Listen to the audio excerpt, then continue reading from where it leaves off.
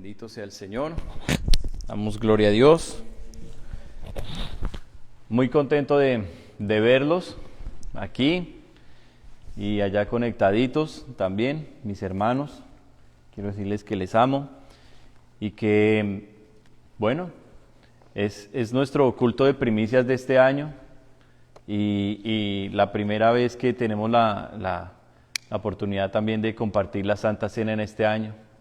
Así es que eso me hace sentir muy contento, muy feliz y sobre todo volverles a ver acá. Cada uno de ustedes son muy importantes para el Señor y son las ovejitas que Dios nos ha dado. La iglesia del Señor pasa por diferentes etapas: su nacimiento, su crecimiento, su desarrollo, su expansión, la persecución. La iglesia del Señor crece, se reduce. Eso lo pueden ver ustedes en la historia de Israel, cómo Dios fue madurando a su pueblo de Israel y lo fue llevando por diferentes periodos. Y la iglesia del Señor es lo mismo. Nosotros como iglesia de Jesucristo, la iglesia del Señor aquí en Canadá, de mi amado Jesús aquí en Canadá, debemos también comprender que Dios está trabajando en nosotros, en nuestras vidas, de manera personal, de manera familiar, pero también como iglesia. Y que Dios ha guardado esta base, este remanente, para fortalecerlo, avivarlo y luego levantarlo, para poderlo usar con poder. Amén. Y recuerden que no solamente somos mi amado Jesús London, mi amado Jesús Canadá. Entonces Dios tiene una visión y un plan mayor al que nosotros podamos pensar o creer, y necesitamos abrir nuestro corazón a esa obra que Dios quiere hacer. Entonces vamos a sentirnos hoy muy cómodos, muy tranquilos. Yo espero poder hablar con mucha claridad este tema, que es más bien como una enseñanza, y es la primera de varias enseñanzas que realmente quiero desarrollar con ustedes en las próximas semanas. Hoy vamos a ver un tema bien lindo, bien especial, que nos habla un poco sobre cómo prepararnos para tomar la Santa Cena. Cómo prepararnos para tomar la Santa Cena. Entonces, más que una predicación, es una enseñanza. Espero que le presten mucha atención. El texto que les compartía yo anoche se encuentra en Primera de Corintios, en el capítulo 11, pero no vamos a estudiar únicamente ese texto. Vamos a estudiar otro texto en el segundo libro de Crónicas y vamos a estar aprendiendo principios. Amén. Vamos a aclarar la diferencia entre lo que es una doctrina y un principio. Hay que tener claros qué es doctrina, qué es principio, cómo se aplica una doctrina en la palabra, cómo se afirman bien las bases de lo que es la doctrina de Jesucristo y cómo nosotros como cristianos debemos no solamente conocerlas, sino vivirlas. Así es que vamos a comenzar allá en el primer libro de Corintios, la primera carta de Pablo a los Corintios. Y vamos a buscar entonces el capítulo 11, gloria al Señor.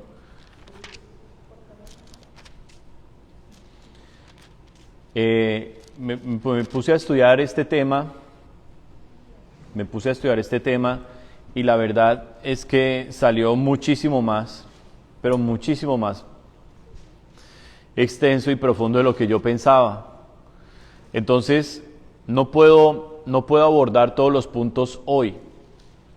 Si les hablara todo, los dejaría pero perdidos, porque es preferible coger cada temita y desarrollarlo punto por punto.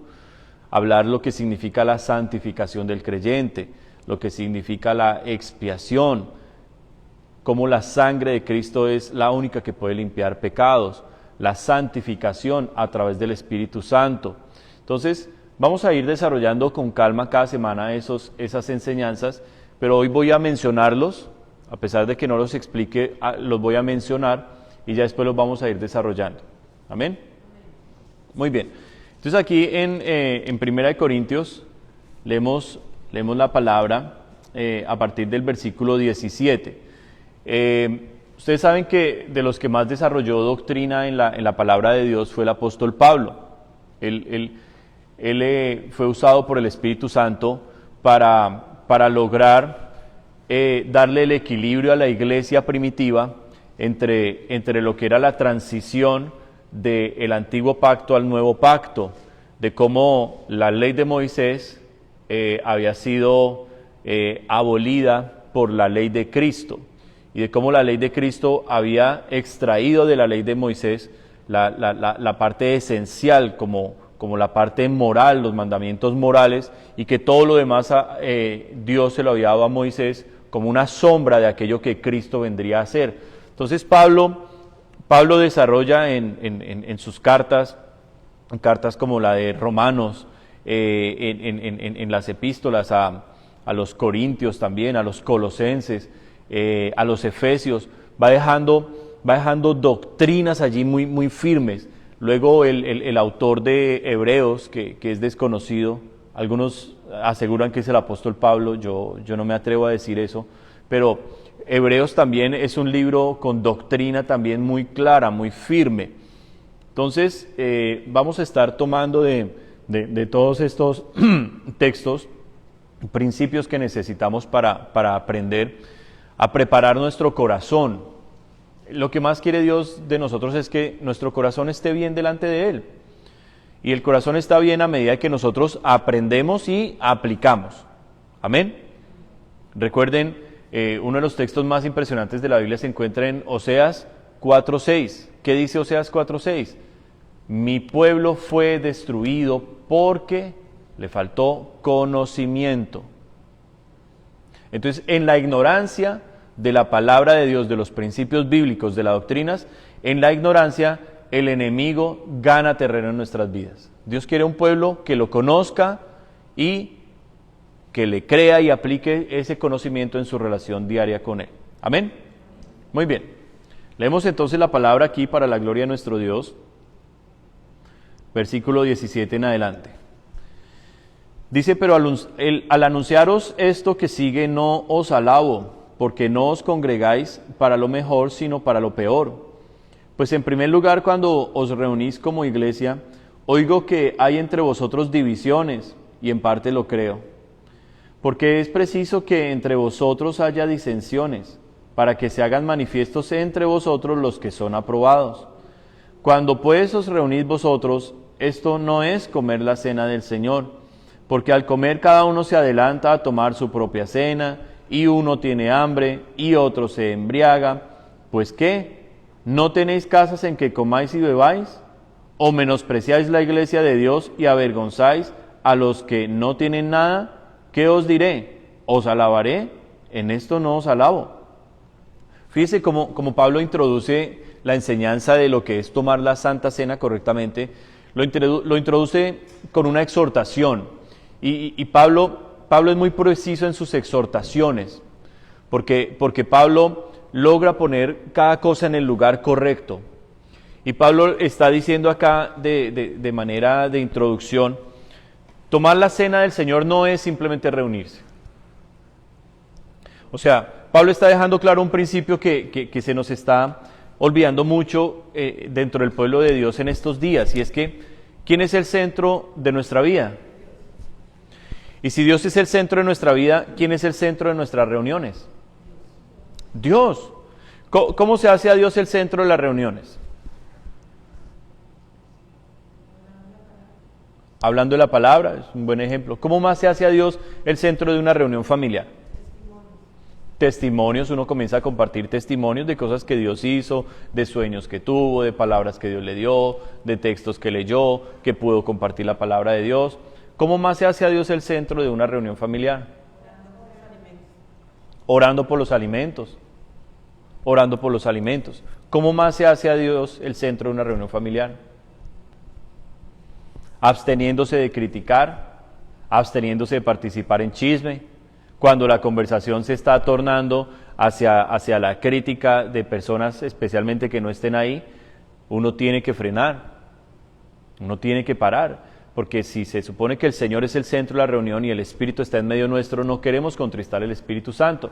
Entonces, dése cuenta como estos principios nos enseñan a nosotros no solamente a tener una mejor relación con Dios, sino también con nuestros semejantes.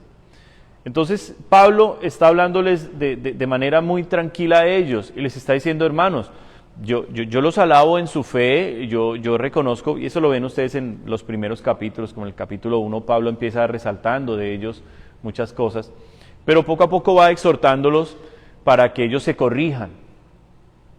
Nunca menospreciemos un regaño de Dios, una exhortación de Dios a través de su palabra o a través de uno de sus siervos. No nos sintamos frustrados porque Dios nos exhortó, no. Al contrario, sintámonos como gozosos y contentos. ¿Por qué? Porque la corrección del Señor nos ayuda. La necesitamos cuando nos estamos torciendo y viene y nos dice, mira, este punto no estuvo bien. Démosle gracias al Señor. Aprendamos también a manejar la verdadera humildad. ¿Cuál es la verdadera humildad? A matar el ego. El ego es algo que es un tropiezo en la vida del cristiano. Porque por ego no queremos que nos corrijan, por ego decimos, ay, es que solo me ven a mí los errores, es que solo me ven los defectos, es que no me resaltan nada bueno. Bueno, a veces el resaltar y el resaltar cosas lo que hace es que la persona, su orgullo crezca. Y en una persona inmadura espiritualmente y con orgullo, esa persona va a tener problemas en su relación con Dios y en su relación con sus semejantes. Porque si solo son palabras bellas, si solo es exaltarlo y reconocer su trabajo y su servicio, pero si se ve algo malo y no se le corrige, la persona va a deformar su carácter, no va a poder crecer y madurar como debe ser. Entonces, dése cuenta que el apóstol Pablo está haciendo aquí algo hermoso, algo maravilloso, y es que con mucho amor los está exhortando y les está diciendo, hermanos, no puedo alabarlos en esto, o sea, no puedo exaltar lo que están haciendo de congregarse y reunirse, porque no lo están haciendo en torno a Dios. Hay divisiones, ¿Dios está en la división? No. Hay disensiones, ¿Dios está en la disensión? ¿Qué es la disensión? Ese desacuerdo y continua contraposición de las cosas. Entonces yo expongo un punto, el otro no. ¿Y por qué? Porque no hay un argumento, no hay una justificación. Entonces el apóstol Pablo está diciendo, hay egoísmo. Miren como en el versículo 20 les dice, esto no es comer la cena del Señor. ¿Por qué? Porque hay egoísmo entre ustedes. Se adelantan unos a tomar la cena. Otros están trayendo el vino ya fermentado para emborracharse. Recordemos que ellos tomaban vino. Sin embargo, el vino era o jugo o fermentado. No era lo mismo. Si el vino, el fruto de la vid, el jugo de uva se dejaba fermentar, pues producía alcohol. Y el alcohol embriaga. Entonces, dense cuenta como nosotros ahí vamos aclarando principios. Y el apóstol Pablo les está diciendo, esto no es tomar la cena del Señor. ¿Qué está haciendo Pablo allí? Miren, algo que está haciendo de mucho obstáculo hoy en el cristianismo es el misticismo. ¿Alguien me puede decir qué es misticismo? El misticismo. El misticismo es algo que nosotros trajimos de la Iglesia Católica, y es como ay, ese miedo cuando uno entraba a la iglesia así, en ese silencio así, y, ay, es que aquí está el Señor. Y entraba uno así, y entonces el sacerdote levantaba así la copa, y mire, ahí está la sangre del Señor. Y yo me acuerdo, claro, como católico tomé la primera comunión y luego participaba en la Eucaristía, y cuando me daban a mí la hostia, yo había sido enseñado que masticar la hostia era pecado, porque era el cuerpo del Señor, uno no podía masticar eso, entonces uno se lo ponía acá, y era de un tamaño así grandecito, que parecía un luni, entonces se lo ponía uno en la lengua, con eso había atragantado y uno ahí quieto, hasta que se deshiciera, y eso es misticismo. Y eso es lo que el Señor quiere romper en nuestras vidas. ¿Por qué? Porque la hostia no es el cuerpo de Jesús. El pan que nosotros hoy vamos a tomar no es el cuerpo de Jesús. Lo representa. Lo vamos a leer ahorita. Recordamos lo que el Señor hizo en la cruz por nosotros, pero no es que ahorita, aparezca mágicamente la cruz del Señor y lo veamos ahí en la cruz y todos digamos, sí, Señor, es porque estamos celebrando la cena que te estamos viendo.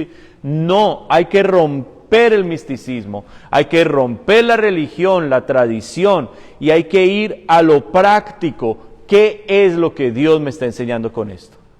Amén. Por eso Dios me puso en el corazón estas enseñanzas, para que nosotros sepamos qué es cada cosa, y que salgamos de mucho engaño y de mucha cosa que traemos del pasado, y que aún hoy dentro del cristianismo se siguen tristemente manejando en muchas iglesias. Entonces mire lo que sigue diciendo el apóstol Pablo. En la exhortación está diciendo, ustedes menosprecian la iglesia de Dios. Pregunta, ¿a qué se está refiriendo Pablo cuando habla del menosprecio a la iglesia de Dios? ¿Está hablando del templo? Está diciendo, en ustedes hay divisiones. ¿La división de qué habla? ¿De un lugar físico, de un templo? De la gente. Está diciendo, entre ustedes hay disensiones. En la iglesia del Señor hay disensiones. Está hablando de un lugar físico. ¿Dónde se están congregando los corintios cuando reciben esta carta de Pablo? ¿Dónde se congregaban ellos? En casas. Luego, porque vamos dentro de todo este estudio a ver la primera carta de Pedro.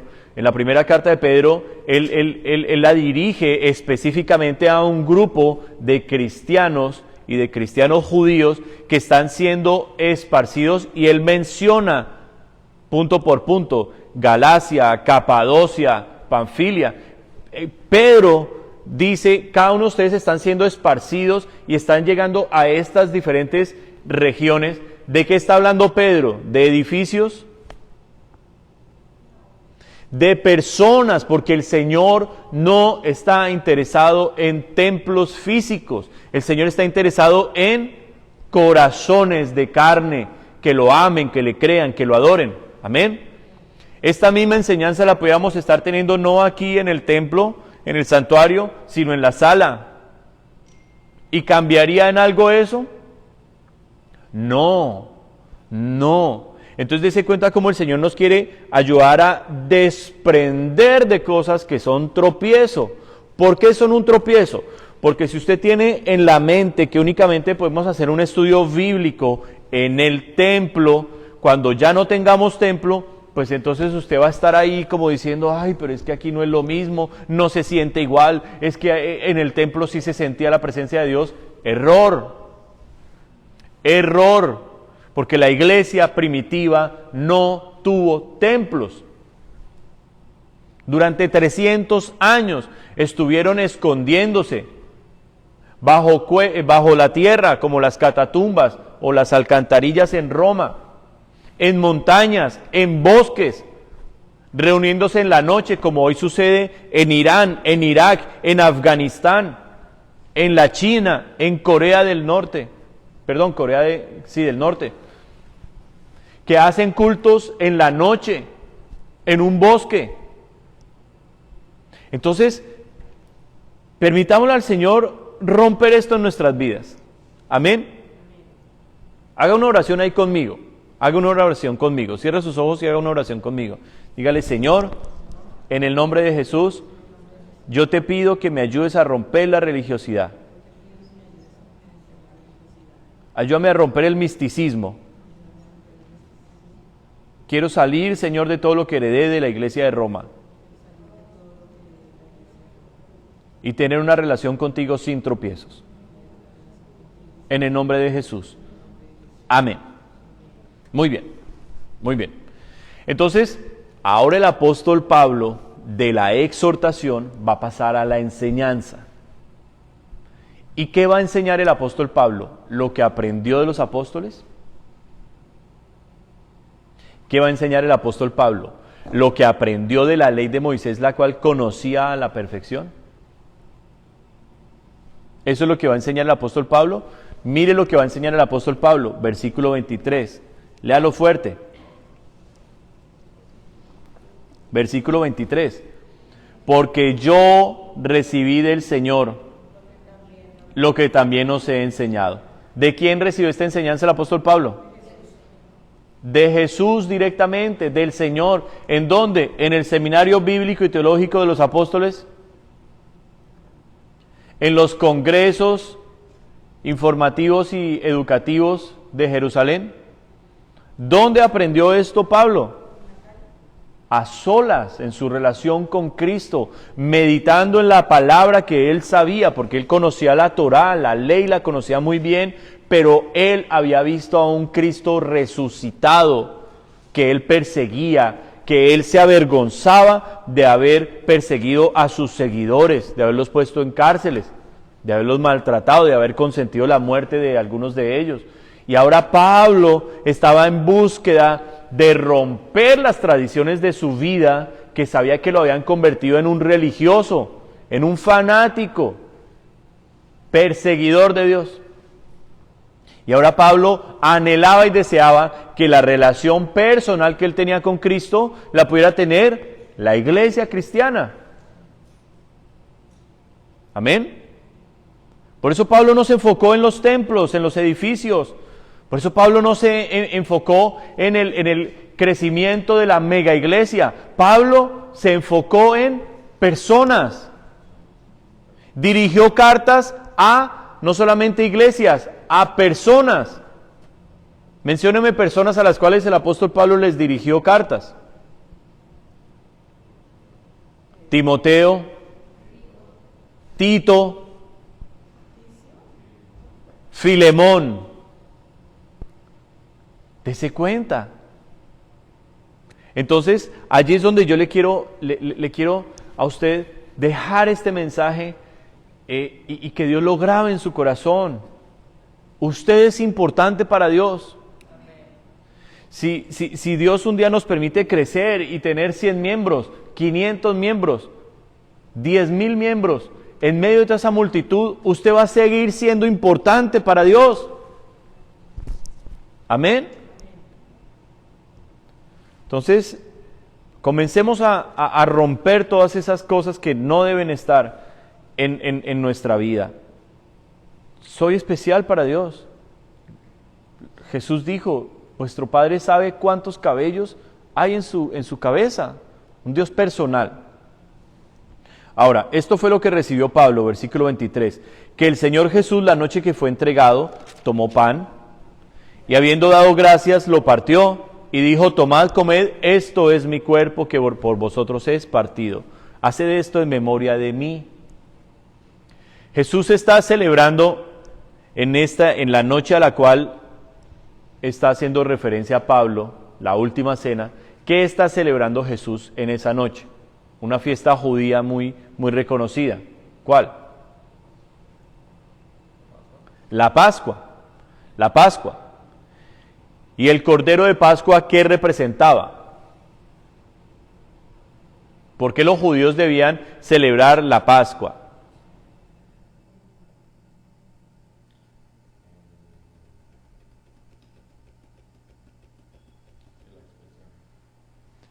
¿Por qué los judíos debían celebrar la Pascua cada año?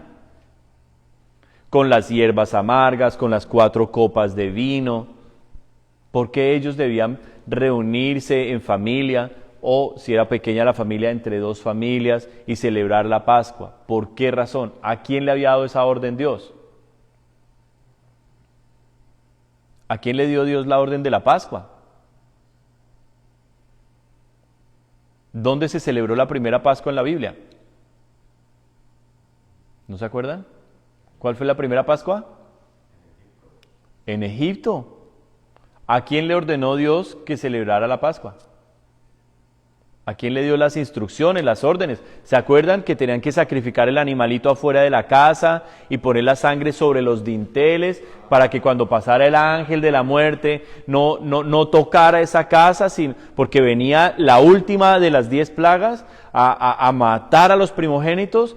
Entonces, ¿a quién le dio Dios esas instrucciones? a Moisés.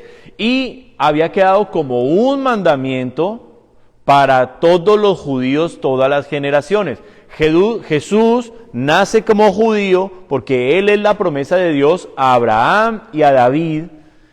Y Jesús, como judío que es, celebra la Pascua con sus discípulos. Pero Jesús, que sabe el plan de Dios y que sabe que un día va a incluir Dios dentro de la salvación a los no judíos, Jesús trae a los no judíos a la celebración de la Santa Cena y convierte la Pascua en lo que Él mismo iba a hacer horas después: convertirse en el Cordero de Pascua. Entonces, por eso Jesús se olvida o se mencionan en los evangelios detalles de cómo ellos comieron la Pascua y de cómo cogieron el corderito y lo partieron. Y no lo mencionan. No lo mencionan. ¿En dónde se centra en los evangelios la descripción de la última cena? ¿En qué se centra? En el pan y en el vino. ¿Sí lo han notado? Mientras que en Éxodo, y si ustedes miran los libros, como no sé si hoy lo alcance a mencionar, si no alcanzo hoy lo haré el próximo domingo, pero por ejemplo, reyes como Ezequías, reyes como Ezequías o Josías, que celebraron la Pascua, nos dan la descripción de cómo se hizo, los sacrificios, los animales que trajeron, el número, todo. Pero en los evangelios, los apóstoles del Señor, cuando escribieron los evangelios, inspirados por el Espíritu Santo, no mencionan los animalitos. ¿En dónde se centró la Santa Cena? La última cena con el Señor, que era la noche de Pascua. ¿Dónde se centró? En el pan y el vino que Jesús ya había mencionado antes en sus predicaciones. Allá lo van a encontrar en Juan capítulo 6 ustedes. Jesús dijo: el que no come mi carne y bebe mi sangre no puede tener parte conmigo. Y se acuerdan que ahí fue cuando la cantidad de discípulos que tenía, alrededor de 100, dijeron: uy, no, esta doctrina está terrible, ¿quién puede con esto? Y lo dejaron.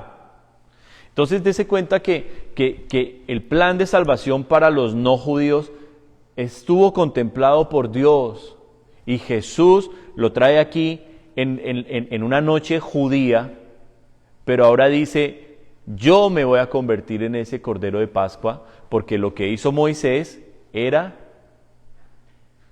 una representación de lo que había de venir. Ese versículo sí se los quiero leer, para que ustedes puedan tener como claras estas cosas.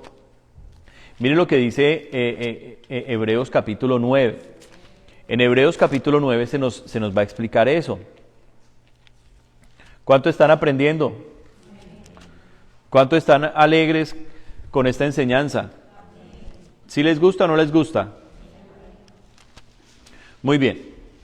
Entonces aquí nos dicen en Hebreos capítulo 9, Dios les bendiga, muchachos, bienvenidos.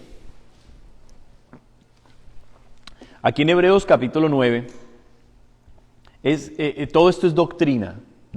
Hebreos es muy rico en doctrina. Pero aquí nos comienza a describir en el capítulo 9 de Hebreos lo que era el tabernáculo de Moisés. Habla las partes del tabernáculo y luego comienza a hablar de las deficiencias del culto de Moisés. Y una de las mayores deficiencias del culto de Moisés era la sangre de los toros y la sangre de los animales no lograba santificar, limpiar, quitar el pecado de la gente. Entonces mire lo que dice, por ejemplo, el versículo 9. Dice: lo cual es símbolo para el tiempo presente.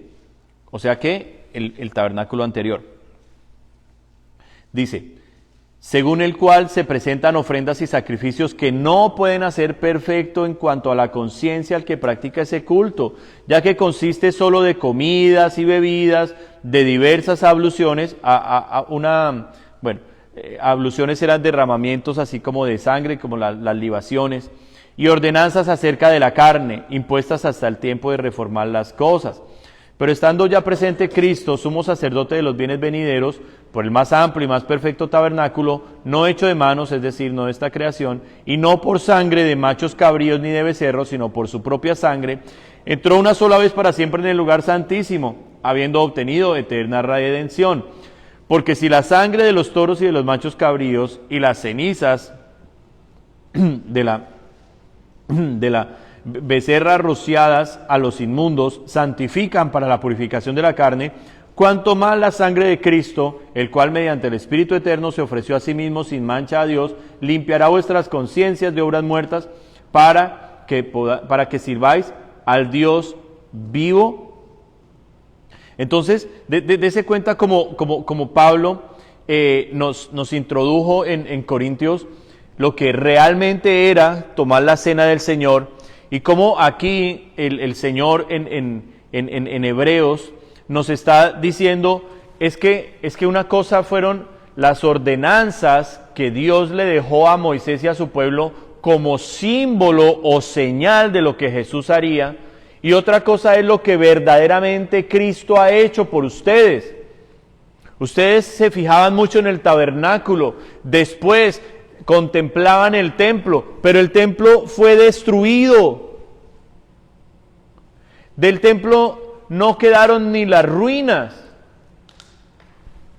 porque Dios no habita en templos hechos de manos de hombres, y Cristo no entraría a ningún templo hecho por hombres a presentar su sangre, sino, como dice el versículo 12, entraría en el verdadero templo de Dios.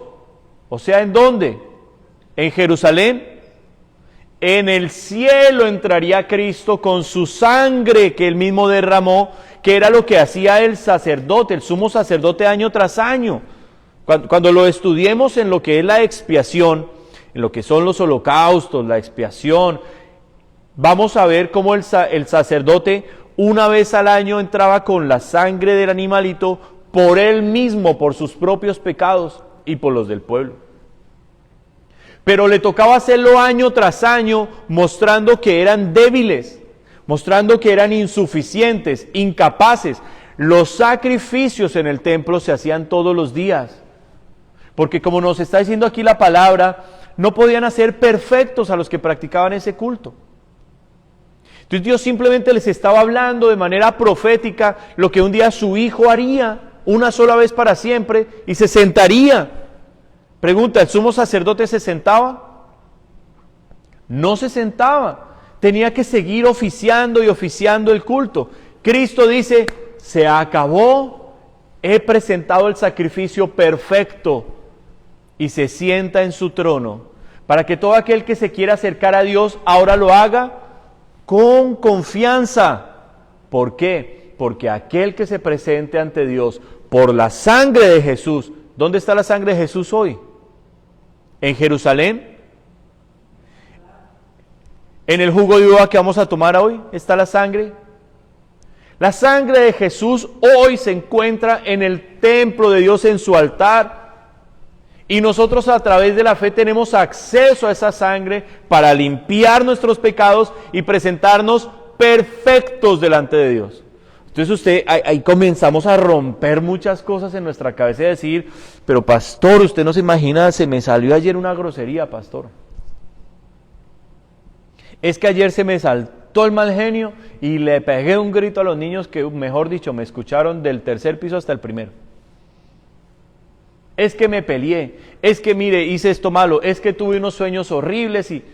¿Cómo me va a decir que yo me puedo presentar perfecto delante de Dios si es que usted no me conoce, usted no sabe ni siquiera mi cabeza cómo estoy? Es que Dios nos ve a través de la sangre que su Hijo ofreció, y lo que Dios ve es la fe que ponemos nosotros en que Jesús murió por mí, por mis pecados, y que yo con esa sangre que no veo, que no puedo tocar físicamente, pero que creo en el poder que tiene, mi pecado es limpiado. Qué hermoso, ¿no? Eso lo vamos a ver en un estudio, la sangre del Señor Jesucristo, porque en primera de Juan, el apóstol Juan dice que si confesamos nuestros pecados, Él es fiel y justo para perdonar nuestros pecados y limpiarnos de toda la maldad. Y dice que la sangre de Jesucristo nos limpia de todo pecado. Entonces es la sangre la que nos limpia. Es el Espíritu Santo el que nos santifica, el que comienza a cambiar nuestro interior. Y bueno, pero volviendo aquí al punto, dése cuenta como Dios aquí en la carta a los Hebreos nos está diciendo, esos rituales que hacía el pueblo de Israel por tradición, porque se le había enseñado y se le había dejado por mandato, ellos los seguían haciendo no de una manera consciente de lo que estaba sucediendo, sino que se ha convertido en una tradición. Y hoy la religión está llena de tradiciones. Mencióneme una tradición de la religión hoy. ¿Cuál? La Navidad es una tradición. Mira al niño, ahí está el niño. Que ni siquiera se celebra el nacimiento del Señor cuando debe ser correctamente. Que de hecho el nacimiento del Señor es un misterio. Algunos lo ubican entre septiembre y octubre, pero lo más correcto bíblicamente debía ser entre marzo y abril, en el mes de Aviv, cuando nacían los corderos que eran sacrificados en el templo y que nacían en Belén. Entonces ni siquiera tenemos nosotros la certeza de poder saber cuándo fue que nació el Señor Jesucristo y decir, sí, fue en esta fecha, no fue en esta fecha. Y celebramos tradiciones que Dios nunca jamás mandó. Y el pueblo judío se había desviado. Por eso fue que cuando el pueblo del Señor recibió los mandamientos en Moisés y los empezó a hacer, nunca lo hicieron de corazón. Por eso, ¿dónde terminó Israel? De empezar bien con Dios, en Abraham, de afirmarse con Moisés, de ver los milagros y las maravillas, y de ver a lo largo de generaciones en la etapa de los reyes, de ver allí la misericordia de Dios, milagros, la respuesta de Dios, profecías que se cumplían. De todo eso llegan ellos a un periodo nefasto en su historia, en la cual tienen al Mesías al frente y no lo reconocen. ¿Por qué? Porque se llenaron de ese misticismo, de esa tradición. Y si nosotros seguimos el ejemplo de Israel, nos va a pasar lo mismo. El Espíritu Santo se va a apartar de nosotros y nos va a decir, yo te hablo y te digo, no hagas esto. Yo te llamo y te invito, ven y métete a orar conmigo. Yo soy el que te digo, suéltame esa carga, entrégamela ya. Yo quiero relación contigo, dice el Espíritu Santo, pero tú sigues en tu religiosidad. Tú sigues que si no es la iglesia no puedes orar, que si no es en el templo no puedes sentir la presencia de Dios, que si no es una alabanza de Paul Wilbur, las demás no sirven. Dice, estás religioso, tienes una tradición, yo me estoy queriendo relacionar contigo y tú prefieres todo lo demás. El Espíritu Santo es un caballero que jamás nos va a forzar, se va a apartar. Pregunta, ¿qué es del cristiano sin el Espíritu Santo? Está perdido porque el Espíritu Santo es el sello de nuestra salvación, el sello de nuestra salvación. Es nuestro maestro, es nuestro pastor, es todo para nosotros el Espíritu Santo. Entonces por eso Él está tan interesado en romper estas cosas en nosotros. Amén. Muy bien. Entonces, volviendo aquí a 1 Corintios 11.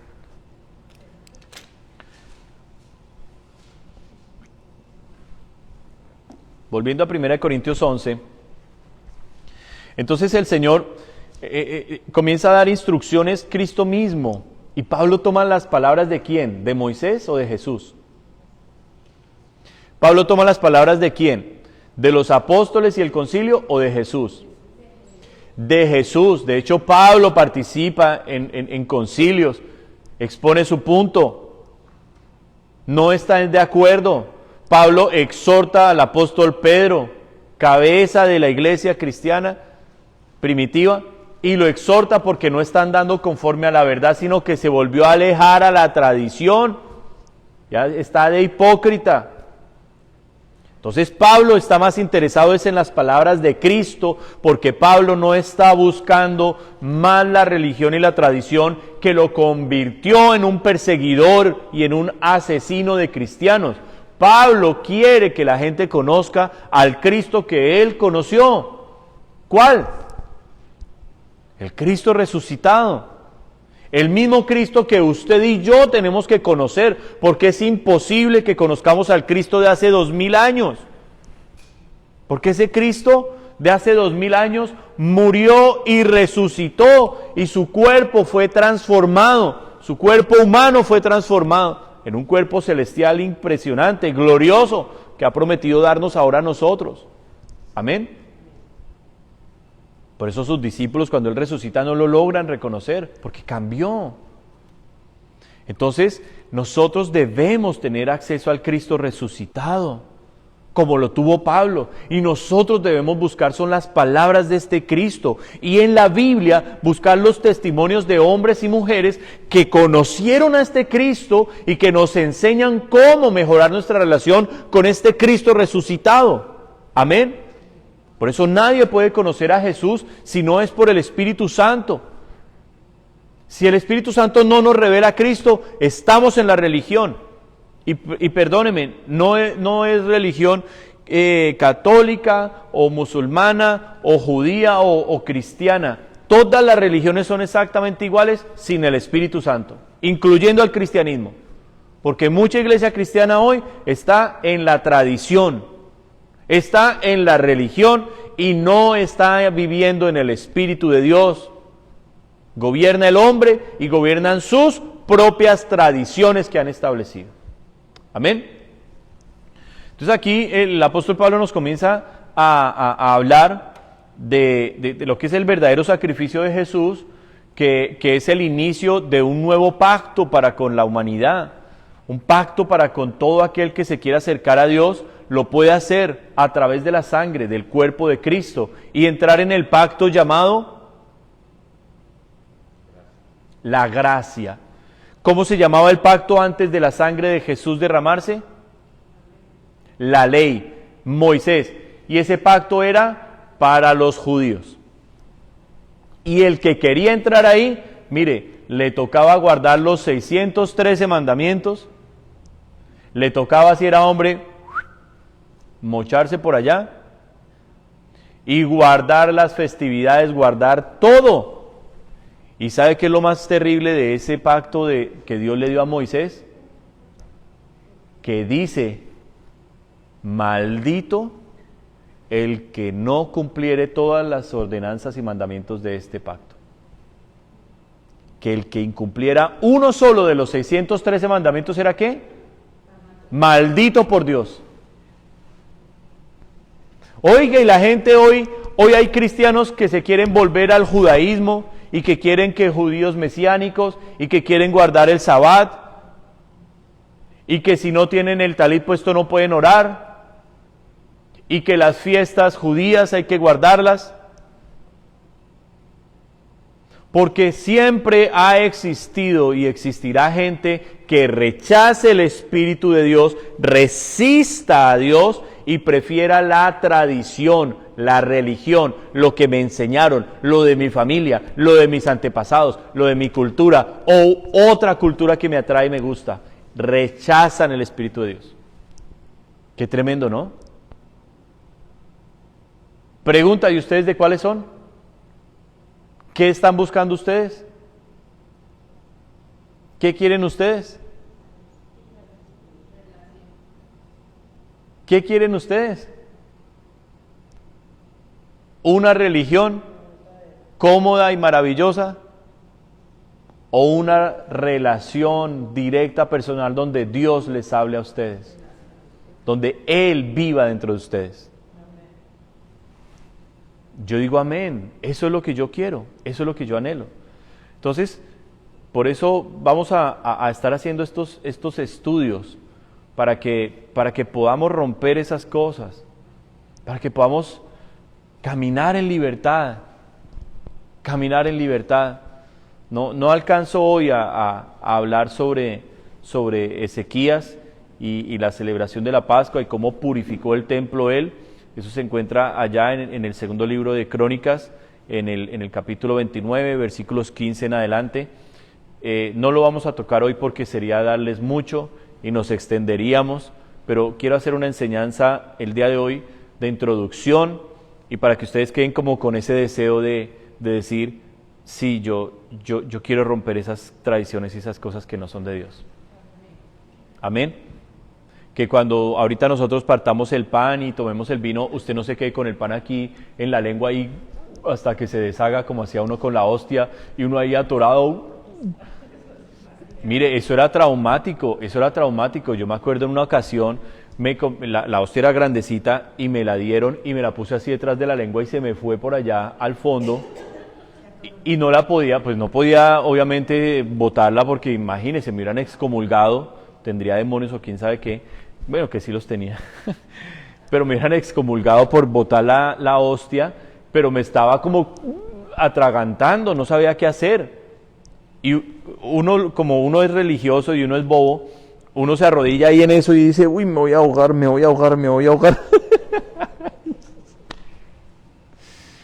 Por guardar una apariencia y una tradición que uno ni entiende. Es el cuerpo del Señor lo que usted está comiendo, no puede masticarlo porque es el cuerpo del Señor. Oiga, Jesús dice en Juan capítulo 6, dice es que el que no coma mi carne y tome mi sangre no tiene parte conmigo, no puede entrar en mi pacto, en lo que yo les voy a dar, y no puede conocerme, y uno dice comer la carne, entonces ¿cómo se come la carne del Señor? ¿Cómo se bebe su sangre? Y, bueno, la carne del Señor es también esta palabra. Por eso entre más nosotros nos acerquemos a su palabra y lo conozcamos a Él, estamos comiendo y degustando de Él. La sangre es la que nos limpia, la que nos purifica. Pero ¿cómo tenemos acceso a esa sangre? A través del arrepentimiento. Todo esto es a través de la fe, del creer en lo que la palabra nos dice. Creo en la palabra y lo aplico, oro, busco comunión con Dios, busco intimidad con Dios. Entonces el verdadero cristiano va a encontrar un cambio en su vida, en que va a comenzar a sacrificar cosas de su vida para apartarse a solas con Dios. Y en ese apartamiento a solas con Dios va a encontrar al precioso Espíritu Santo y se va a llenar del carácter de Jesús en su vida. Por eso, entre más yo estoy a solas con Dios, más muestro de Jesús. Pero entre menos tiempo paso yo con Dios, más sigo siendo yo, Miguelito. Miguelito carnal, Miguelito criticón, Miguelito chismoso, Miguelito irascible. La carne, obras de la carne, tiempo de intimidad, frutos del Espíritu Santo, carácter de Jesús en mi vida. Amén. Entonces vamos a terminar aquí. El apóstol Pablo, después de mencionar las palabras de Jesús, por eso aquí en 1 Corintios 11 se encuentran en rojo, versículo 24 y 25, cuando Jesús dice, tomad, comed esto en mi cuerpo, que por vosotros es partido, haced esto en memoria de mí. Lo que Jesús está queriendo decir es, bueno, vamos a ir a varios puntos. Primero, ¿a quién le está diciendo Jesús esas palabras en ese momento de la última cena?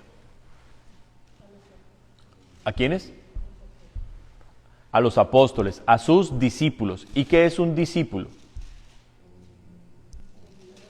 Un seguidor. Un seguidor. ¿Qué hicieron ellos para poder tomar esta santa cena con Jesús? ¿Por qué fueron tenidos por dignos de tomar esta cena con Jesús? ¿Cuál fue su primer paso? Su primer paso fue creer en Jesús, seguirlo. Segundo paso, ¿qué hizo Jesús frente a Juan el Bautista en el río Jordán? Él mismo se bautizó. Juan se rehúsa y dice, no, tú me debes bautizar a mí. Él dice, no, tenemos que cumplir toda justicia. Es decir, yo soy el primero en demostrar lo que mis seguidores van a hacer. Bautizarse para arrepentimiento. Entonces, dése cuenta, para poder tomar la cena, debo primero creer en Jesús, tener el deseo de seguirlo. Segundo, debo bautizarme en el agua como Jesús y sus discípulos y toda la iglesia primitiva lo hizo. Tercero, ¿por qué ellos pudieron estar ahí con Jesús en ese día? En la Santa Cena, porque es la primera vez que ellos van a escuchar de Jesús partir el pan y decir, este es mi cuerpo, y tomar la copa. Ellos ya habían estado con Jesús 3 años, o sea, ellos ya habían celebrado 2 Pascuas anteriormente, porque la Pascua judía se debía celebrar cada año, pero esta es una Pascua diferente, es especial, porque la Pascua que celebran por última vez con Jesús se convierte en el anuncio de que Jesús es el Cordero de Dios, el Cordero de Pascua que va a ser sacrificado para que nosotros podamos vivir, tener libertad. Recuerde que el Cordero en Moisés, el Cordero de Pascua en Moisés, ¿qué fue lo que le dio al pueblo? La salvación. Les dio salvación porque el ángel de la muerte que Dios había enviado iba a entrar y a matar a los primogénitos de cada casa donde no estuviera la sangre. Entonces vino salvación. En otras palabras, ¿vino qué? Vida. Había una sentencia de muerte, pero el que tuviera la sangre del animalito, allá en tiempos de Moisés en Egipto, el que tuviera la sangre del animalito en el dintel, en el poste de la casa, ahí no entraba el ángel de la muerte. Entonces hubo vida. Pero ¿qué más marcó el Cordero de la Pascua?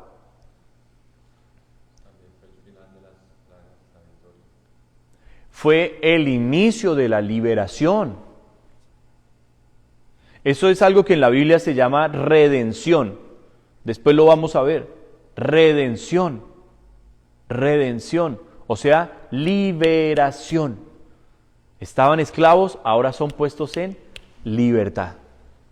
Entonces, el sacrificio de Jesús representa muchas cosas y a veces cuando lo leemos en las cartas, especialmente de Pablo, llegamos a palabras y decimos, yo no entiendo esta palabra, yo no entiendo qué es la justificación, qué es esto, qué es la santificación. Vienen ideas a nuestra cabeza y decimos, ¿qué será la santificación?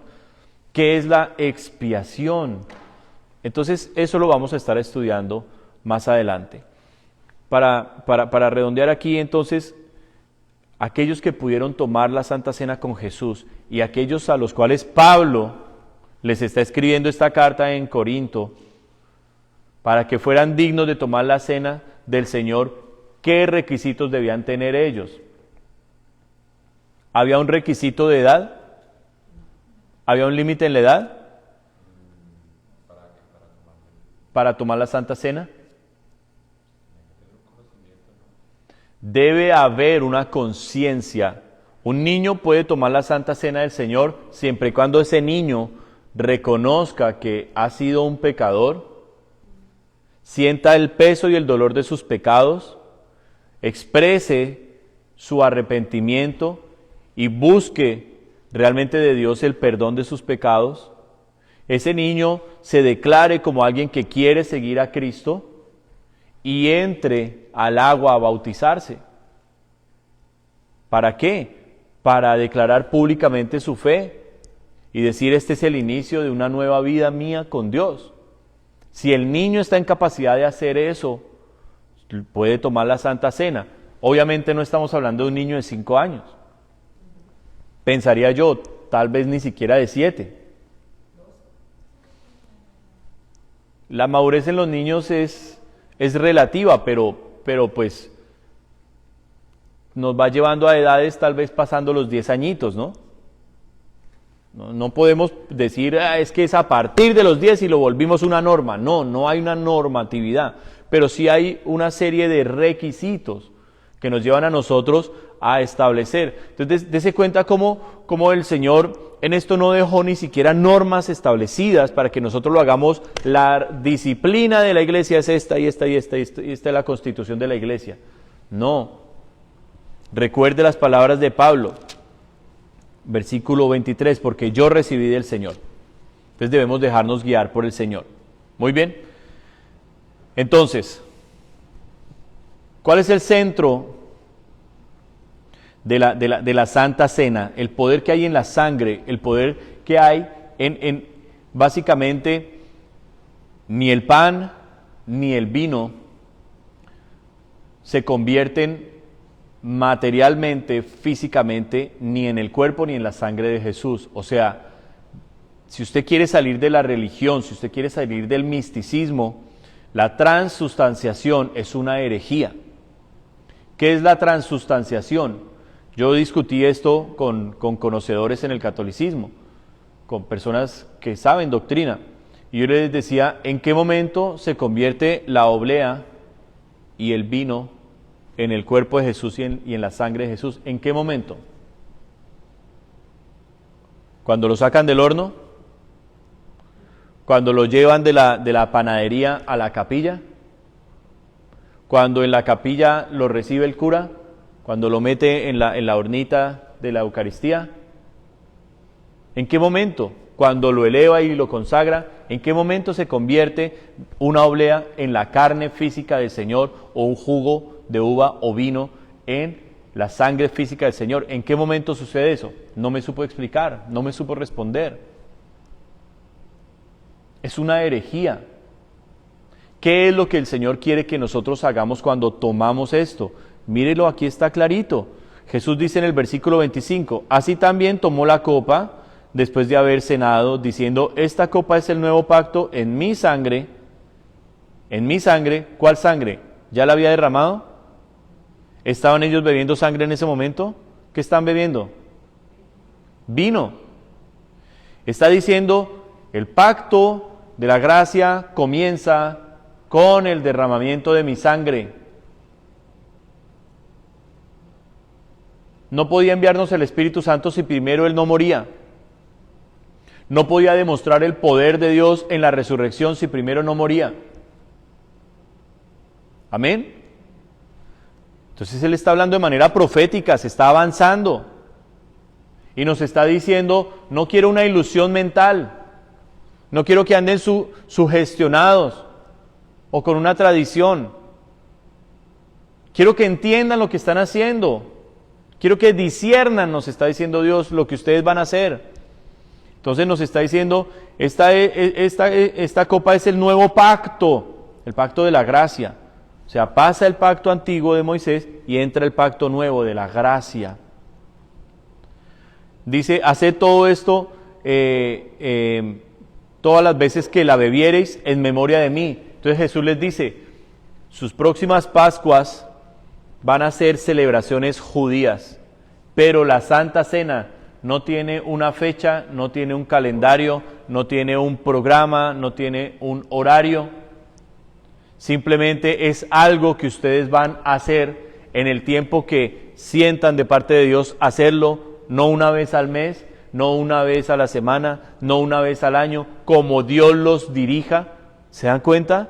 Cómo el Señor nos está llevando a recibir de Él cada instrucción en cuanto a esto, la libertad que tenemos. ¿Amén o no amén? Para que rompamos mucha tradición y mucha cosa que no debe estar en nuestra vida. Y dice el versículo 26, así pues, todas las veces que comiereis de este pan y bebiereis esta copa, la muerte del Señor anunciáis hasta que Él venga. Entonces Pablo está diciendo, el centro del cristianismo es la muerte y la resurrección de Jesucristo. Ese es el centro. Ese es el centro del cristianismo, su sacrificio, la cruz. Y Pablo predicó básicamente esto, la cruz. La cruz. Entonces, ¿qué está haciendo el apóstol Pablo? Llevando a la iglesia a ser una iglesia cristiana paulina. Iglesia apostólica cristiana paulina, ¿sí? No, está llevando a la iglesia a una relación directa con Dios. Pablo está pensando en la persecución que ya sufrían ellos, porque antes de la persecución romana, la iglesia cristiana sufrió dos persecuciones, la persecución del Sanedrín y la persecución del rey Agripas I. Fueron las dos primeras persecuciones que sufrieron los cristianos y Pablo fue víctima de esa persecución también. Entonces Pablo, a pesar de que aún Roma no los está persiguiendo, Pablo, en el momento en que escribe esta carta, está pensando en aquellos que no tienen templos, porque no había templos, aquellos que están en casas, que son cristianos, que tal vez no haya un pastor establecido en esa casa, pero que como papá de familia quiere tomar la cena del Señor con su esposa y con sus hijos ya crecidos, maduros en Cristo, ya bautizados, y quieren tomar la Santa Cena con el Señor. O sea que eso nos aplica a ustedes y a mí, ¿o no? Nos alcanzan a ustedes y a mí porque estamos bajo el mismo pacto de la gracia. Para cuando tiempos de pandemia, tiempos de aislamiento, tiempos de separación física, puedo tomar la cena del Señor de esta manera, con mis hermanos en la fe o en familia. ¿Cuántos dicen amén? Si el centro de la reunión es recordar que en esa partición de ese pan y el tomar ese jugo de uva, estoy recordando que mi Señor murió por mis pecados, pero que resucitó con poder para darme vida eterna. Amén. Que la sangre de Jesús me limpia de todo pecado. Eso es lo que estoy recordando. No estoy diciendo es que el pan es el cuerpo y va a entrar y me va a santificar desde adentro y el estómago va a brillar así de luz y por dentro eso, mejor dicho, voy a hacer así. Eso es lo que Dios quiere romper y que comprendamos que si nosotros tomamos el respeto debido de examinar cómo está nuestra vida antes de tener esto, ahí va a estar el éxito de la celebración de la cena del Señor. Por eso Pablo lo dice aquí más adelante y a pesar de que hoy no alcanzo, lo voy a mencionar. Hoy no alcanzo a estudiarlo, pero lo voy a mencionar. Dice aquí el versículo 27, de manera que cualquiera que comiera este pan o bebiera esta copa del Señor indignamente. ¿Qué significa indignamente? Número 1, la preparación que debía tener. Confesión de los pecados delante de Dios. Reconocimiento de la fe en Jesucristo. Bautismo. Santidad para con el Señor. Una vida de arrepentimiento y de búsqueda de Dios. Dice, si no es digno, dice, será culpado del cuerpo y de la sangre del Señor. O sea, Dios lo ve como una ofensa. Dice, esta persona le importa 5 la muerte de mi hijo. Está jugando con el sacrificio de Cristo, lo cual trae condenación. Dice el versículo 28, el consejo de Pablo, por tanto, pruébese cada uno a sí mismo. ¿Qué significa pruébese? Una palabra sinónimo de pruébese. Examínese. Otra palabra sinónimo de pruébese.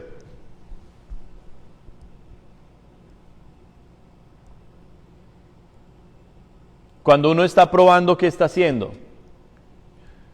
Yo estoy probando que este anillo es realmente oro, que no es cobre, que estoy comprobando, pero estoy también, ¿qué? Conociendo, estoy identificando, reconociendo. Entonces, por eso yo mandé el mensaje ayer, prepárense por la noche, tengan un tiempo a solas con el Señor, en el cual puedan ir día tras día, los últimos días, cómo estuvieron los pecados, cómo estuvo mi relación con el Señor. Dios es un Dios que perdona. Si yo tomo el tiempo para pedirle el perdón y para buscarlo, Él está allí atento a escucharme. Amén. Porque me estoy acercando de corazón. Entonces dice, pruébese así cada uno a sí mismo y coma así del pan y beba de la copa. Porque el que come y bebe indignamente sin discernir el cuerpo del Señor, juicio come y bebe para sí. ¿Qué significa indignamente? Número 1, que no es una persona que cumple con los parámetros que Cristo estableció de ser su discípulo. Porque el pan y la cena del Señor es para discípulos de Cristo. Amén. Para los discípulos de Cristo, para el pueblo de Dios. No es por la denominación, por la iglesia, por la religión a la que pertenezco, no, es porque yo soy un discípulo de Cristo. Y aquí dice la consecuencia de esto el apóstol Pablo, versículo 30, por lo cual hay muchos enfermos y debilitados. Debilitados, no solamente enfermos físicamente, sino debilitados en la fe. Y dice entre vosotros, y muchos duermen. Si pues nos examinásemos a nosotros mismos, no seríamos juzgados.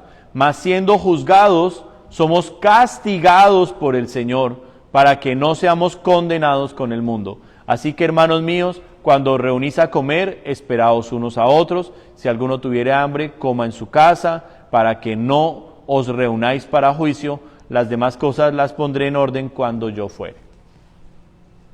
Entonces, lo que Pablo nos está invitando, el Espíritu de Dios nos está invitando a través del apóstol Pablo, es a revisar nuestro corazón. Esto, hay un ejemplo muy lindo de esto, allá en la historia del rey Ezequías.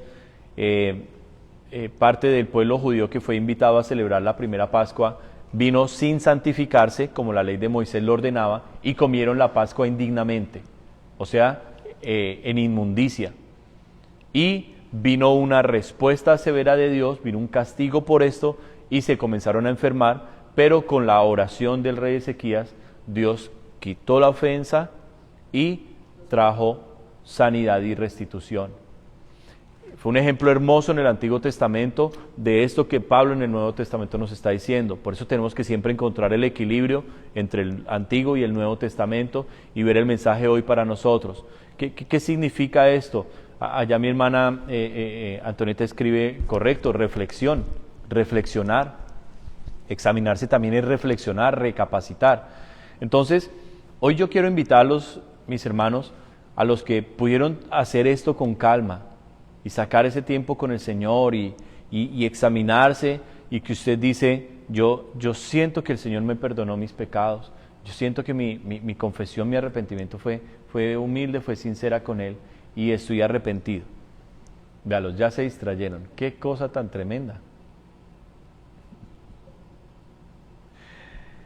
Ya vamos a terminar. Entonces, lo que el Señor quiere es que yo aquí adentro entienda, sepa lo que y ya me distrajeron a mí también. Lo que el Señor quiere es que yo aquí adentro entienda las cosas. No hagamos cosas que no entendemos. Eso hace mucho la religión. Arrodíllese ahí. ¿Por qué? Porque si no, Dios se pone bravo si usted no está arrodillado. ¿Cuántas cosas le enseñaron a uno de chiquito? A besarle los pies al morraco ese. Imagínense cuántas babas. Si hubiera COVID en ese tiempo, seguro nos hubiera pegado a nosotros. ¿Cuántos llegaban a la entrada de la iglesia y le pegaban el beso al muñeco ese ahí? ¿Cuántas cosas en ignorancia nosotros fuimos arrastrados a hacer? Dios nos quiere sacar de eso y quiere hablarnos directamente. ¿Amén? Muy bien.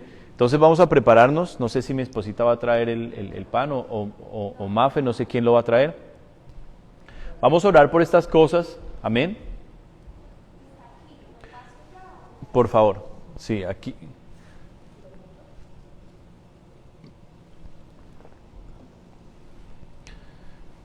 ¿A mí me puede dejar la mía, por favor? Muchas gracias.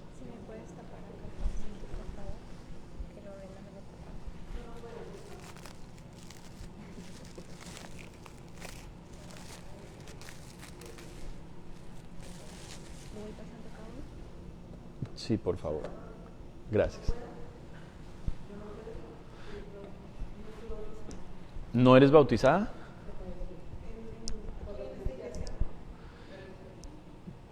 Bueno, yo... ¿En la anterior iglesia? ¿Y en la anterior iglesia es una iglesia del Señor o es medio secta?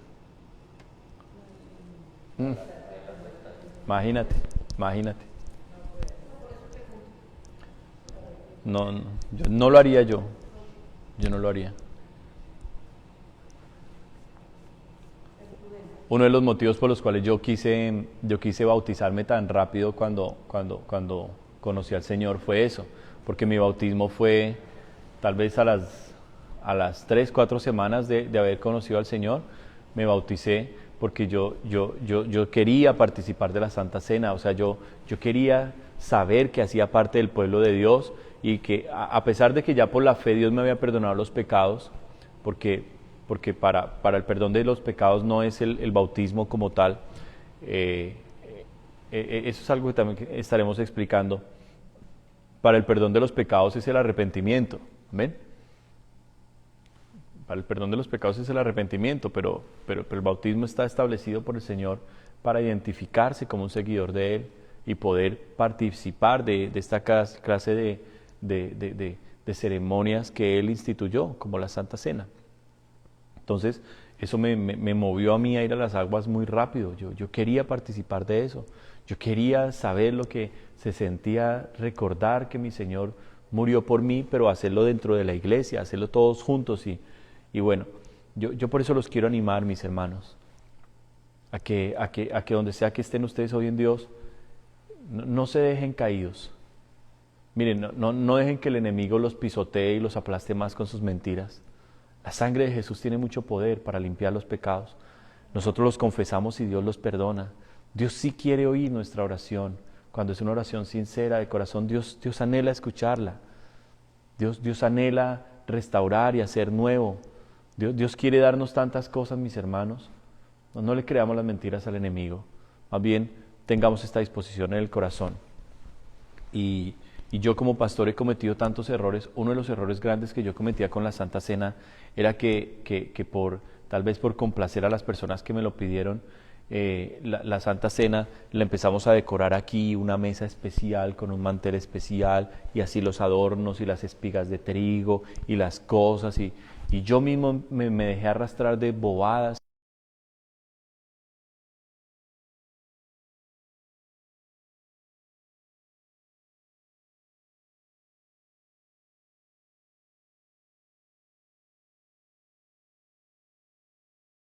Entonces, yo mismo he entendido que he fallado en muchas cosas y que esto que yo le estoy predicando son cosas que yo estoy mismo trabajando en mi vida con el Señor, rompiendo. Amén. Yo no me voy a parar aquí como un hipócrita a enseñar algo que yo no vivo. Yo quiero darles de lo que el Señor me ha dado a mí y que ustedes conozcan a Jesús de una manera personal. Que yo simplemente sea su pastor que les ayude y les instruya en cosas, pero que su dirección de su vida esté centrada en lo que Dios le dice a usted, le habla a usted. Amén. Muy bien. Vamos entonces a orar por esto y tomamos el pan y tomamos el vino. Señor, te damos gracias, Dios maravilloso. Estoy muy contento, Padre, porque pues estaba preocupado, Señor, porque no sabía cómo hablar de todas estas cosas. Algunos temas son un poquito profundos, Señor, y no quería dejar a tu pueblo en medio de algo que no entendiera, de ponerles una carga porque les enseñé mal o cometí algún error predicando o enseñando. Y tenía, Señor, esta aflicción. Sin embargo, te doy gracias, Espíritu Santo, por darme el amor, la claridad para hablarles, Señor, tu palabra, estos principios, sin ningún afán, Señor, sin afán, sin querer impresionar a nadie, sino con el amor, Señor, que tú nos hablas a nosotros también. Así es que me sentí hoy en familia, Señor, me sentí hoy como cuando tengo el devocional con los niños, me sentí así, Señor, en casa. Y te doy gracias por esto, Dios, sobre todo de poder romper todas esas cosas que no son tuyas, porque no queremos lo que no sea tuyo, Dios, no queremos lo del hombre, no queremos lo de la religión, no queremos mucho menos, Señor, alguna cosa impulsada por el diablo, no. Queremos lo tuyo, Jesús. Y hoy, Señor, con humildad, estamos acá reconociendo nuestra debilidad, Señor, y los pecados que hemos confesado ante ti, Señor. Creemos en el poder que tu sangre tiene para limpiarlos. ¿Por qué? Porque tu palabra lo dice, Señor.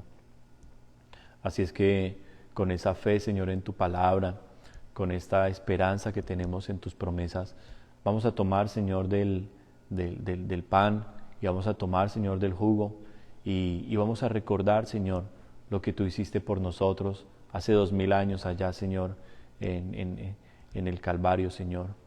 Lo que hiciste, Señor, allí al morir por nosotros, Dios, al derramar tu sangre preciosa, al permitir las heridas en tu cuerpo, a través de las cuales somos hoy sanos. Y queremos reconocer, Señor, tu santidad, porque tú siendo un hombre como nosotros, te hiciste hombre siendo Dios, pero así en tu condición de hombre, te humillaste, Señor, a ti mismo y entregaste todo por nosotros. Y queremos darte gracias por eso, porque tú moriste sin pecados, pero te hiciste pecado por nosotros, Señor, y recibiste toda la inmundicia y perversión que en nosotros hay, Señor, para podernos santificar y hacernos perfectos ante tu Padre. Y te damos gracias por esto, mi Jesús. Y estoy muy contento de poderlo celebrar, Señor. Así es que tomamos, Señor, estos alimentos, dándote honor y dándote gloria, Señor. Gracias, Dios. Tomemos el pan, hermanos, tomemos el jugo.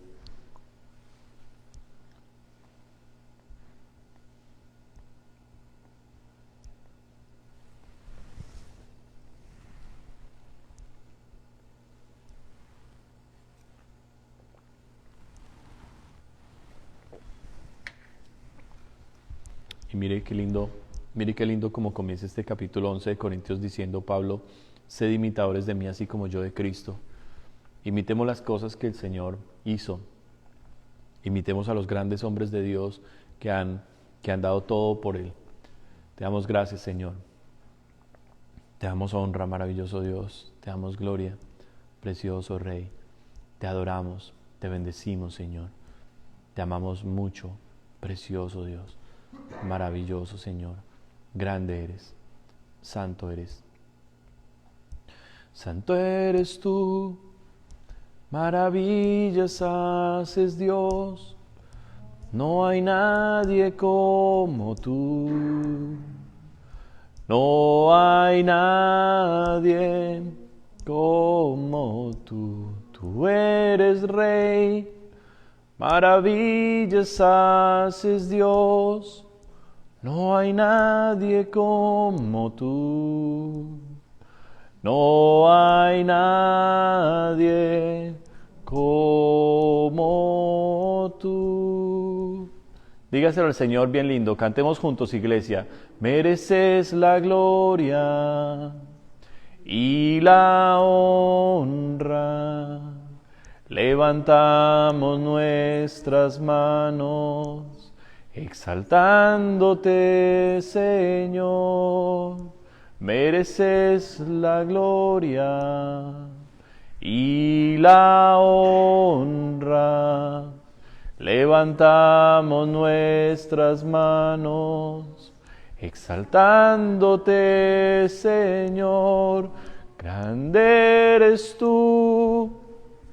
Grandes tus milagros son, no hay nadie como tú. No hay nadie como tú. Tú eres Rey, maravillas haces Dios. No hay nadie como tú. No hay nadie como tú. No hay nadie como tú. Te damos alabanza, Señor. Te damos gloria. Alabe al Señor allí donde está mi hermano, mi hermana. Alábelo porque Él está vivo. Él está vivo, Él merece lo mejor de nosotros. Él merece lo mejor de nosotros. Te exaltamos, precioso Dios. Reconocemos, Jesucristo, que fuiste a esa cruz por nuestros pecados, que tienes el poder para perdonarnos y que resucitaste entre los muertos y que regresarás, Señor, dentro de muy poco por tu iglesia. Regresarás, Señor, a esta tierra a ponerla en orden, Señor, a juzgar la maldad, a juzgar el pecado, Señor. Y nos darás, Señor, cuerpos nuevos. Podremos vivir para siempre contigo, mi Dios. Grande eres, poderoso eres, maravilloso Dios. Te adoramos, te exaltamos, Rey de Gloria. Te presentamos nuestras vidas. Nosotros, Señor, hoy somos tu sacrificio. Hoy queremos convertirnos nosotros en el holocausto, Señor, en la ofrenda. Nosotros, nuestras vidas, Señor, tómanos. Tómanos, Señor, somos tuyos. Tómanos, Señor, santifícanos. Límpianos, Señor, purifícanos, levántanos, mi Dios, y úsanos con poder para tu gloria. Dígale al Señor, tómame, Señor. Dígaselo, mi hermano, dígaselo, mi hermana, tómame, Señor. Yo me he arrepentido de mis pecados de corazón, Señor, y yo creo que tú perdonas. Yo creo que, Señor, aún hay esperanza para todo aquel que vive. Dígale al Señor, yo creo en tu palabra. Dígale, mi hermano, mi hermana, yo creo en tu palabra, yo sé que la Biblia es verdad, yo sé que tú no mientes, Señor. Yo no le voy a creer más las mentiras al diablo. Hoy yo reprendo toda mentira de mi vida en el nombre de Jesucristo. Y hoy yo creo en las promesas del Señor. Hoy yo creo en las promesas del Señor. Tú me has salvado, tú me has comprado con tu sangre. Y soy tuyo, soy tuya. Dígale al Señor. Dígaselo con fuerza. Dígaselo con convicción. Dígaselo al Señor. Jesús, te quiero conocer. Jesús, te quiero seguir. Quiero seguirte. Quiero ir a donde tú vayas. Quiero estar donde tú estés, Señor. Quiero más de ti, mucho más de ti. Yo anhelo más de ti, Señor. Dame tu Espíritu Santo. Dame de tu poder. Dame de tu amor. Dame más de ti, Señor. Dígaselo a Dios. Gracias, Padre precioso. Gracias, Dios maravilloso. Te presentamos también, Señor, todos juntos nuestras primicias. Te pedimos, maravilloso Dios, que las aceptes con agrado. Nosotros queremos ofrecértelas a ti, sacerdote divino, Cristo Jesús, reconociendo, Señor, que tú llevaste tu propia sangre ante el Padre y te presentaste allí, Señor, en el trono de la gracia, Señor, en el trono. Dejaste esa sangre preciosa para que podamos tener acceso a ella. Señor Dios maravilloso, ponemos nuestra confianza en ti. Creemos que tú, Señor, así como lo has hecho, vas a proveer todo este año, Dios, que podremos recoger, Señor, con amplitud, Señor, con generosidad. Así también, Señor, estaremos prontos para dar, Señor, con generosidad y con amor. Pedimos que le proveas a cada hermano, a cada hermana que no tiene, Señor, para que puedas, Señor, ver en ti suplida cada necesidad, Dios, en el nombre de Jesús de Nazaret. Levantamos, Señor, también esta oración por toda la familia de nuestro hermano Jim, Señor, que ha partido contigo, Dios mío, y oramos, Señor, por su esposa, por sus hijas, Señor, por sus yernos, por sus nietos. Oramos, Dios, por consuelo, oramos por fortaleza, oramos por aliento, Señor, en estos momentos difíciles. Muéstrales, Dios mío, muéstrales tu amor. Revélate a esa familia preciosa, Señor, mostrando que todo lo que hacemos lo hacemos para el Señor y no para los hombres, y que de ti recibimos la recompensa de la herencia, porque a ti, Jesucristo, te servimos. Levanta esa familia para tu gloria, Dios mío, y levanta cada familia de esta congregación, Señor, con fe nueva, con aliento nuevo, con fuerzas nuevas, y únenos, Señor, en el nombre de Jesucristo te lo pedimos. Muchas gracias por este servicio, por este tiempo. Siento esa presencia hermosa tuya, Señor, y quiero darte gracias por tu fidelidad y por tu amor. No lo merecemos, no hicimos nada para ganarlo, pero lo recibimos con felicidad y con gratitud en Cristo Jesús. No queremos apartarnos de tu presencia. Ayúdanos, Señor, a mantenernos en tu presencia hoy y cada día. Te adoramos, Señor, en el nombre de Jesucristo, y atamos toda la contaminación que salió y la enviamos al abismo, en el nombre de Jesús de Nazaret. Oramos por cada hermano, Señor, que ha estado enfermo, para que también reciba sanidad, en el nombre de Jesucristo. Por tu pueblo que ha perdido la paz, que tiene intranquilidad, angustia, depresión, ansiedad, oramos para que tu paz llegue a sus mentes y corazones, en Cristo Jesús. Te adoramos y te damos gloria, Señor, en el nombre de Jesucristo. Aleluya y amén. Dios les bendiga, mis hermanos amados. Allá los que están en casa, un saludo muy especial. Bendiciones para todos.